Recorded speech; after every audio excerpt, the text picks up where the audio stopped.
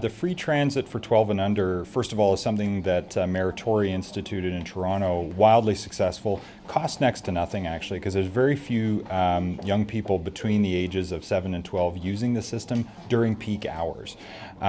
So the majority of usage by kids that age tends to be evenings and weekends when the system is got spare capacity. So there's additional use that wouldn't happen otherwise. So really the marginal cost is zero. The cost to implement is very, very low. But what they've seen in Toronto is more families getting out to the zoo, more families getting out to the park, more families getting down to the waterfront, because you just remove that cost and logistical barrier around transit, particularly on weekends to get to festivals and things like that. So cost is very, very low, but it gets more families using transit, which is a good thing. Around our consultation, we understood that 12 would make a big difference. Obviously, we could make it free for everybody, but that's not cost effective.